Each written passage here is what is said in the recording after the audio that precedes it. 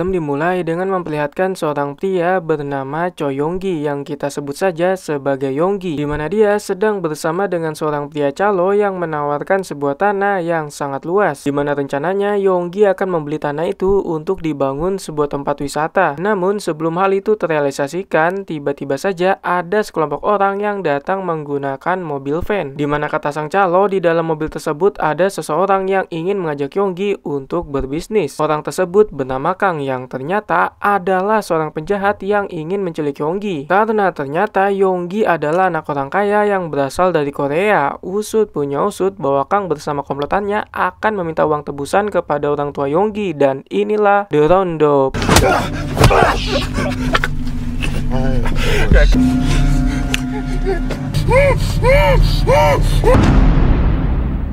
Scene beralih di negara Korea, di mana di sana ada seorang pria ODGJ yang tidak sengaja lepas dari tempat rehabilitasi dan tengah mengamuk di salah satu tempat perbelanjaan sembari megang senjata tajam yang ditakutkan akan melukai warga sipil yang ada di sana. Namun sepertinya hal itu tidak akan terjadi sebab ada pihak kepolisian yang berusaha melumpuhkan ODGJ tersebut, meskipun sebenarnya mereka kewalahan karena sang ODGJ terlalu hyperaktif yang membuat pihak kepolisian sangat kerepotan. Sampai akhirnya datang seorang pria bernama Sokdo yang ternyata berprofesi sebagai polisi sekaligus tokoh utama di dalam film ini, di mana dia memiliki kemampuan yang sangat-sangat di luar Nurul dalam menghadapi setiap lawannya.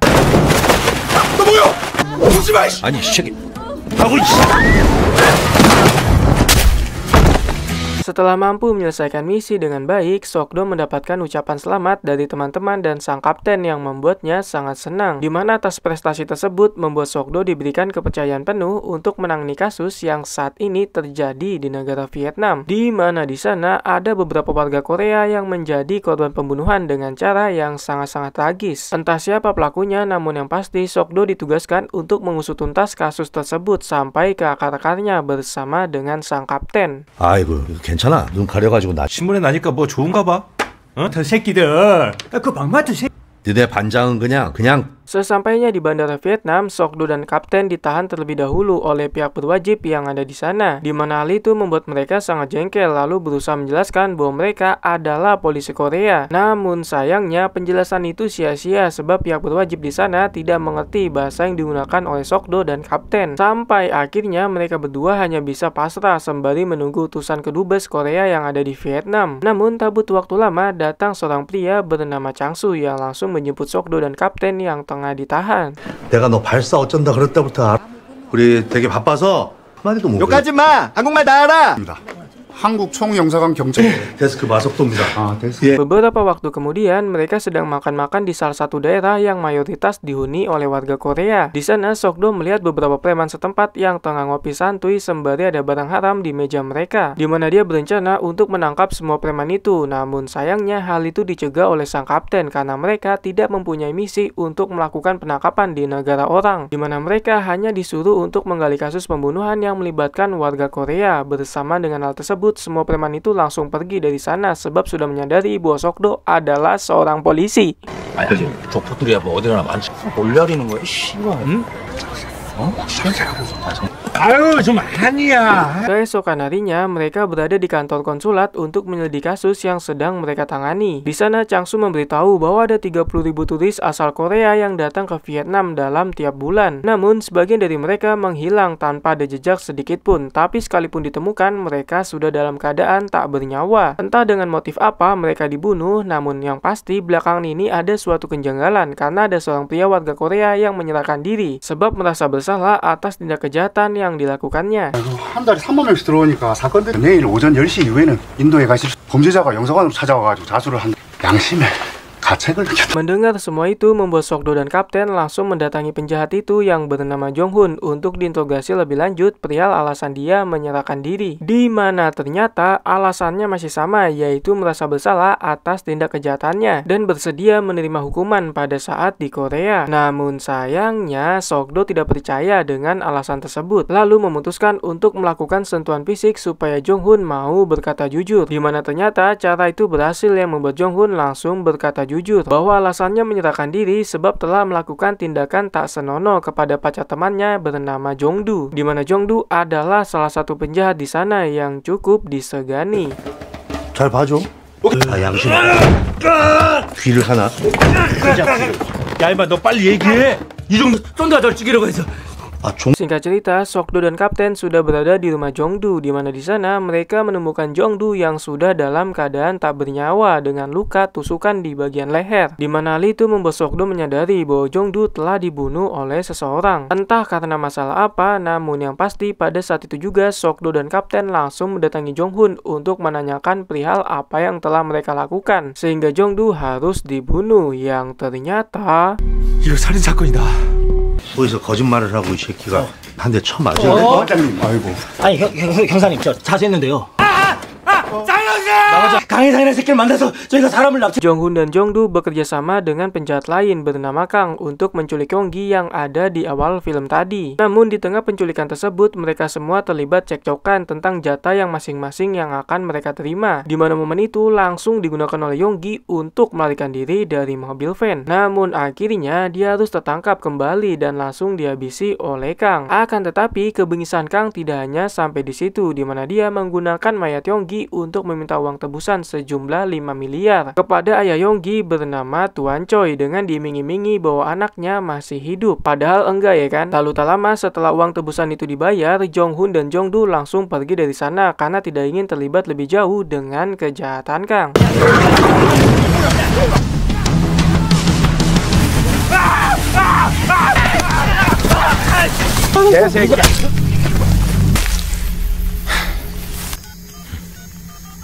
Setelah menceritakan semua itu, Jonghun meminta bantuan kepada Sokdo untuk melindungi dirinya karena dia merasa bahwa Kang sedang mengincarnya. Dimana dengan alasan itulah yang membuatnya menyerahkan diri demi keselamatannya supaya tidak dibunuh oleh Kang. Lalu tak lama Jonghun memberikan sebuah alamat tempat mayat Yonggi disembunyikan. Namun sebelum pergi ke sana, Sokdo menghubungi temannya yang seorang intel untuk mencari tahu tentang siapa sebenarnya Kang dan tindak kejahatan apa saja yang telah dia lakukan. Bersamaan dengan hal itu, Sokdo juga meminta kepada temannya untuk mencari tahu apakah ada laporan hilang atas nama Yonggi.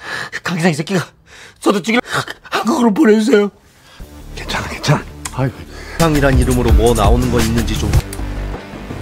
Singkat cerita, Sokdo, Kapten, dan Changsu sudah sampai di alamat rumah yang diberikan oleh Jonghun. Namun di sana rumah yang dimaksud dalam keadaan terkunci yang membuat Sokdo mau tak mau harus mendobrak pintu rumah dengan cara menendangnya. Lalu ketika berada di dalam rumah, mereka langsung menggali tanah untuk mencari mayat Yonggi yang telah disembunyikan. Dan tak butuh waktu lama, mereka berhasil menemukan bukan hanya mayat Yonggi, melainkan ada juga mayat lain yang totalnya ada 4 orang. Dimana hal itu membuat Sokdo langsung menghubungi temannya yang ada di Vietnam untuk menanyakan perihal Kang yang ternyata bahwa Kang sedang dijadikan buronan oleh preman setempat bernama Raku. 난 진짜 여기 휴가 온 거거든. 아니 형님도 그 새끼 잡으러 다님 그럼 3일 전에 여기저기서 Beberapa waktu kemudian, Sokdo bersama Kapten sudah sampai di markas besar Raku, di mana di sana banyak sekali preman-preman yang tengah bermain judi, yang mana kehadiran Sokdo dan Kapten membuat preman di sana menjadi sangat geram, sebab sudah mengetahui bahwa mereka adalah seorang polisi. Lalu tak lama ada seorang preman tengil cengengesan yang mencoba mengintimidasi Sokdo, di mana hal itu adalah sebuah kesalahan besar karena Sokdo langsung memberikan pelajaran kepada preman itu hingga tak sadarkan diri, yang membuat preman lainnya semakin geram lalu berusaha menyerang Sokdo. Namun sayangnya hal itu sia-sia karena mereka lah yang dihabisi hanya dengan 1 pukulan saja, sampai akhirnya 봐봐, 이거 다 한국 놈들 천지고 씨들 누군데? 죄다 한국.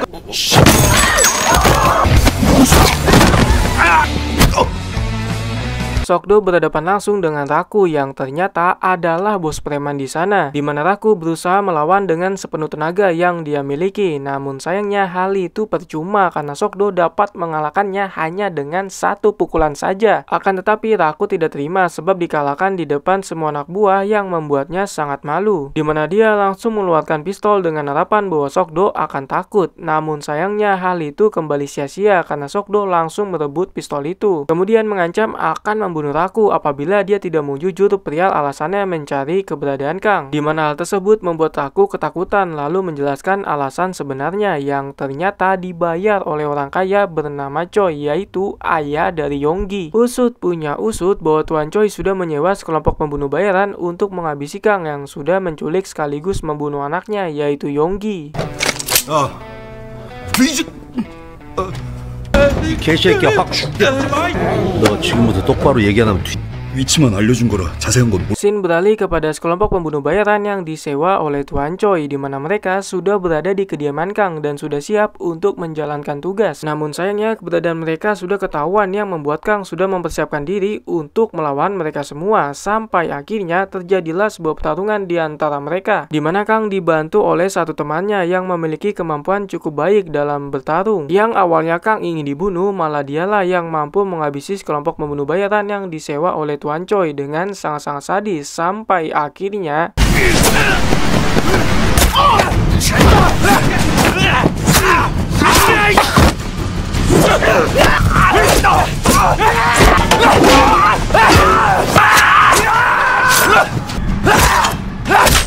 tersisa satu orang lagi yang memang sengaja dibiarkan menghirup udara segar untuk sementara waktu, di mana Kang ingin mencari tahu perihal siapa yang membayar mereka semua, dari mulai nama, tempat tinggal, nomor BPJS, dan mau dengan cara apa dibunuhnya. Namun awalnya orang itu enggan menjawab sebab telah menyadari bahwa pada akhirnya dia akan mati meskipun telah berkata jujur. Tapi akhirnya orang itu mau berkata sebenarnya sebab dijanjikan sejumlah uang yang nominalnya di atas UMR Kota Jakarta.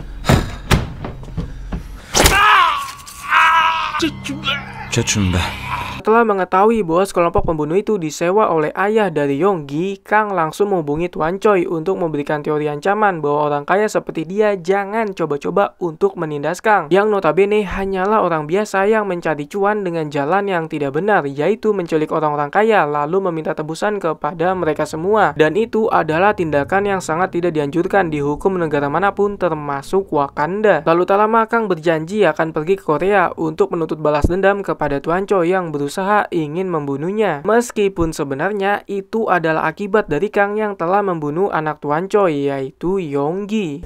용기 아버님 돈도 챙기고 우리 애도 죽이. 살려서 보낸다고는 안 했잖아. 내 돈 왜 가져갔어?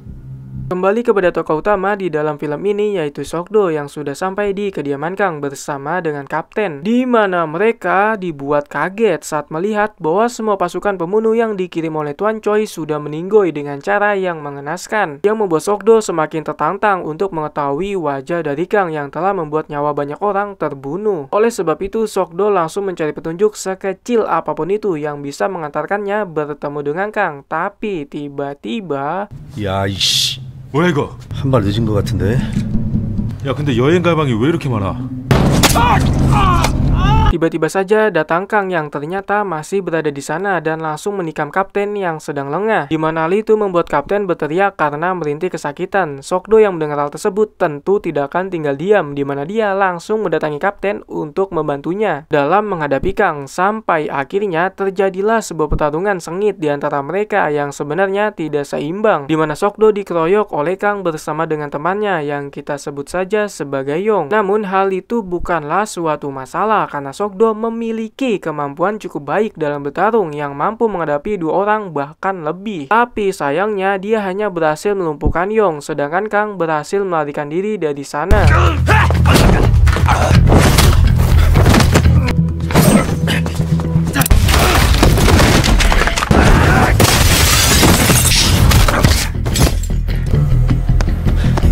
Beberapa jam kemudian, Sok-do langsung menginterogasi Yong yang tengah berbaring di rumah sakit, di mana dia ingin mencari tahu tentang rencana yang akan dilakukan oleh Kang selanjutnya melalui temannya yaitu Yong, yang ternyata bahwa Kang sedang menuju ke Korea untuk balas dendam terhadap Tuan Choi yang sebelumnya berusaha untuk membunuhnya, di mana Sok-do langsung bergegas pergi dari sana untuk menyusul Kang bersama dengan Kapten menuju negara asal mereka yaitu Korea.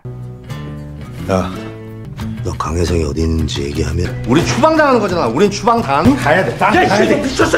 Sampainya di Korea, Sok-do langsung menemui seseorang bernama Jang-su. Jang-su adalah seorang pria yang memiliki bisnis ilegal, yaitu melakukan penyelundupan baik barang ataupun manusia, di mana Sok-do langsung mencari tahu tentang aktivitas gelap yang belakangan ini dilakukan oleh Jang-su. Namun awalnya dia menolak untuk kooperatif karena merasa tidak ada keuntungan yang didapatkannya, yang membuat Sok-do sangat jengkel lalu memberikan sentuhan fisik kepada Johnny milik Jangsu sebagai teori ancaman supaya dia mau menjawab. Sampai akhirnya Jangsu memberitahu bahwa ada sebuah kapal yang masuk secara ilegal di pelabuhan bernama Gungpeong, di mana Sokdo langsung mengecek CCTV yang ada di sana untuk mencari tahu keberadaan Kang, yang ternyata Kang benar-benar sudah sampai di Korea. 내비게이션이라고 하나 그 침탄 합법된 지가 언젠데 별명이 에코 선장이라고 땡겨봐. 이놈 수상한데요? 차바퀴를. Di lain sisi, kedatangan Kang di Korea sudah terdengar oleh Tuan Choi lewat ajudannya, di mana dia langsung menyuruh sang ajudan untuk menyewa pembunuh bayaran lain yang lebih kompeten dari sebelumnya, dengan imbalan uang sebesar 440 juta untuk kematian Kang. Namun tiba-tiba 선수들 다시 섭외. 희생 상관없다. Kang sudah berada di hadapan Tuan Choi yang sedang bersama dengan ajudannya, di mana dia langsung mengajar ajudannya terlebih dahulu sebelum memberikan pelajaran kepada Tuan Choi. Namun sayangnya hal itu tidak mudah sebab sang ajudan memiliki kemampuan yang baik serta daya tahan tubuh yang sangat-sangat kuat, sehingga membuat Kang sedikit kewalahan dalam menghadapinya. Sampai pada akhirnya Kang berhasil membunuh ajudan dari Tuan Choi dengan sangat tragis, berkat posisinya yang sebagai tokoh antagonis utama di dalam film ini. Bersama dengan hal itu, pembunuh bayaran yang sebelumnya telah disewa oleh Tuan Choi ternyata sudah dihabisi oleh dua orang kakak beradik, yang ternyata mereka adalah orang bayaran juga yang telah disewa oleh Kang untuk membantunya dalam membalaskan dendam.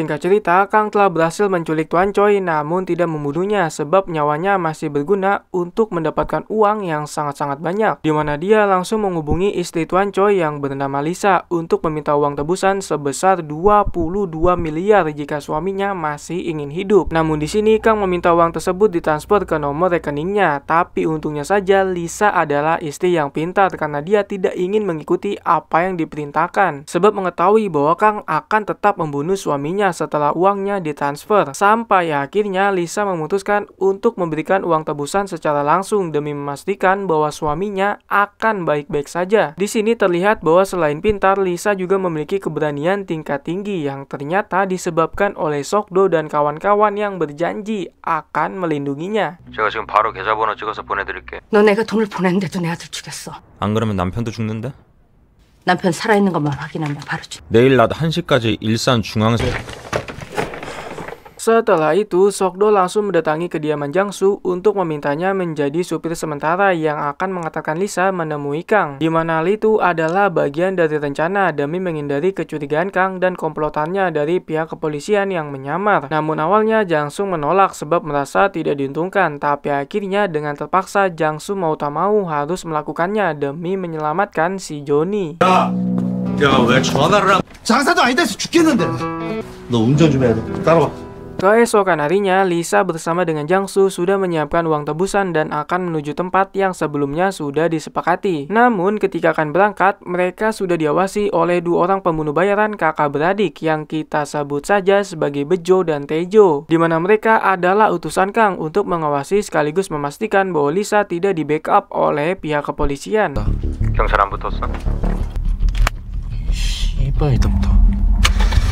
Kembali kepada sang tokoh utama yaitu Sokdo yang tengah mempersiapkan sebagian anak buahnya untuk mengamankan Lisa di sepanjang perjalanan. Sedangkan sebagian lainnya diperintahkan untuk mencari keberadaan Tuan Choi dengan menelusuri setiap gedung kosong yang dirasa mencurigakan. Lalu tak butuh waktu lama, salah seorang anak buah Sokdo berhasil menemukan keberadaan Tuan Choi yang sudah tidak berdaya, di mana dia langsung membawa Tuan Choi pergi dari sana menuju tempat yang jauh lebih aman. Namun sayangnya hal itu bukanlah perkara yang mudah karena ternyata Kang telah mengatur rencana supaya bisa membunuh anak buah Sokdo yang tengah mencari Tuan Choi. Sampai akhirnya terjadilah sebuah pertarungan di antara mereka, di mana Kang berhasil menikam bagian tubuh anak buah Sokdo dengan sangat brutal. Namun untungnya saja tidak sampai meninggoy sebab ada polisi lain yang datang karena mendengar pertarungan mereka, di mana Kang langsung pergi dari sana meninggalkan mereka semua untuk menyelamatkan diri sehingga Tuan Choi berhasil selamat.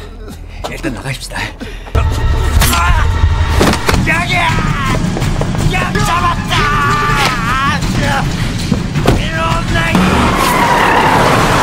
Mengetahui bahwa Tuan Choi berhasil selamat, Sok-do langsung menyuruh semua anak buahnya untuk menyergap pembunuh bayaran kakak beradik, yaitu Bejo dan Taejo. Namun sayangnya hal itu bukanlah perkara yang mudah karena mereka berhasil meloloskan diri untuk sementara waktu.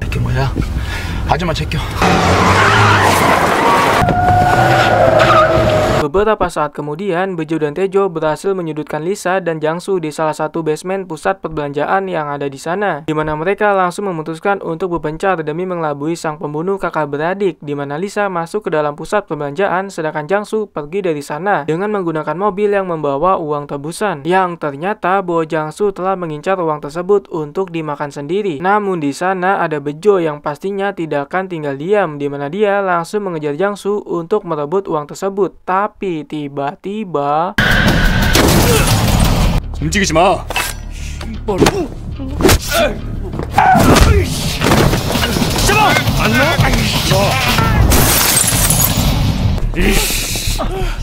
ada anak buah Sok-do yang berhasil menangkap Bejo, namun bersamaan dengan hal itu, Taejo berhasil menangkap Lisa dan akan menikamnya dengan sebilah pisau. Tapi untungnya saja ada Sok-do yang datang tepat waktu untuk mencegah hal itu terjadi, di mana dia langsung mengajar Taejo sampai tak berdaya, bahkan ada sebagian tulang yang harus patah hanya dengan beberapa pukulan saja.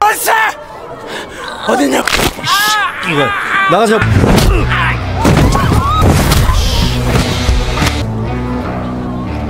Setelah berhasil melumpuhkan pembunuh bayaran kakak beradik yaitu Bejo dan Taejo, kini hanya tersisa Kang seorang diri yang tengah melarikan diri menggunakan sebuah bus. Namun sayangnya pelarian itu tidak berlangsung lama karena ternyata Sok-do dan semua anak buahnya langsung menghentikan bus tersebut. Lalu tak lama Sok-do masuk ke dalam bus yang membuat Kang seketika itu pula menjadi sangat kaget. Namun Kang berusaha menutupi rasa kaget itu karena merasa malu sebab statusnya sebagai pembunuh sadis yang tidak mengenal rasa belas kasihan. Sampai akhirnya Kang mau tidak mau harus menghadapi Sok-do yang notabene adalah tokoh utama di dalam film ini yang kemungkinan untuk menang sangatlah kecil. Sebab yang namanya tokoh utama sudah dipastikan memiliki kemampuan dan power yang sangat kuat.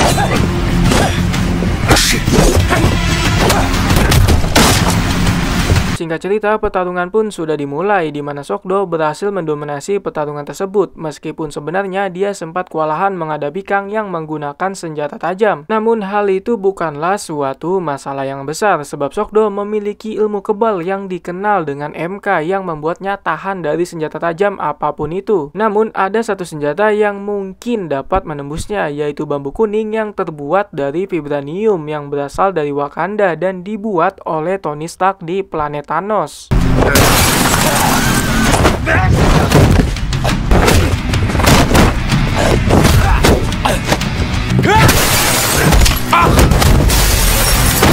Setelah berhasil mengalahkan Kang, kini situasi menjadi sedikit tenang meskipun sebenarnya yang namanya tindak kejahatan masih akan terus berlanjut seiring berjalannya waktu. Di mana kejahatan yang dilakukan oleh Kang memanglah sangat mengerikan meskipun ada kejahatan lain yang jauh-jauh lebih mengerikan, yaitu oknum yang melakukan penelipan uang yang sangat-sangat sulit diadili oleh hukum yang berlaku. Di mana hal itu terjadi lantaran mereka memiliki uang dan jabatan yang dapat menciptakan sebuah kekuatan untuk melemahkan hukum bahkan melawannya, dan film pun berakhir.